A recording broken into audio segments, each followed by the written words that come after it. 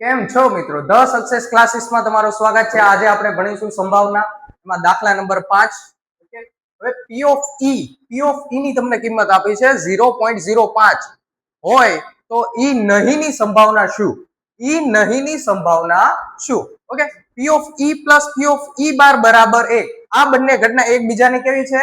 પૂરક ઘટના. P of E ની ઘટના કિંમત તમને આપી દીધી છે 0.05 અને P ઓફ E બાર ની કિંમત તમારે શોધવાની છે. એટલે આપણે એને એઝ ઇટ ઇઝ કન્ટિન્યુ કરશું. P ઓફ E બાર એમ નામ લખી નાખશું બરાબર 1.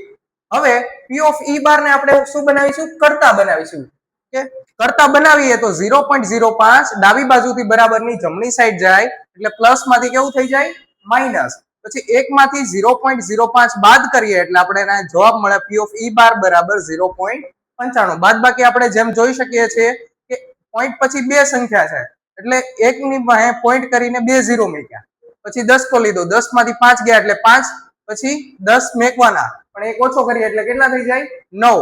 એટલે 9 ના 9 એમ નામ. અને 1 માંથી એક ઓછો થઈ જાય એટલે 0 માંથી 0 જાય એટલે 0. એટલે 0.95 એટલે P ઓફ E બાર ની વેલ્યુ આપણને મળી 0.95. હવે એક થેલામાં લીંબુના સ્વાદની મીઠાઈ છે તો માલિની એમાં હાથ નાખીને કાઢે તો નારંગીના સ્વાદની મીઠાઈ નીકળવાની. ઓકે, આપણે નાખી છે લીંબુના સ્વાદની તો નારંગીના સ્વાદની નીકળવાની નથી. તો એ પોસિબિલિટી 0 છે. ઓકે, હવે પહેલું આપણે નારંગીના સ્વાદની પૂછી છે. ઓકે, પણ લીંબુના સ્વાદની મીઠાઈની સંખ્યા આપણે એને આપી નથી. તો આપણે ધારો કે લીંબુના સ્વાદની મીઠાઈની સંખ્યાને n ધારી લઈએ અને પહેલી ઘટના આપણે એને પૂછી છે P ઓફ A બરાબર નારંગીના સ્વાદની મીઠાઈની સંખ્યા. ઓકે, P ઓફ A બરાબર સાનુકૂળ પરિણામ છેદમાં કુલ પરિણામ. તો નારંગીના સ્વાદની મીઠાઈની સંખ્યા કેટલી છે? 0. અને કુલ કેટલી છે?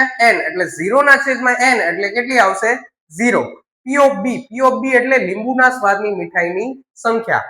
P ઓફ B બરાબર સાનુકૂળ પરિણામ છેદમાં કુલ પરિણામ. ઓકે, લીંબુના સ્વાદની મીઠાઈની સંખ્યા કેટલી છે?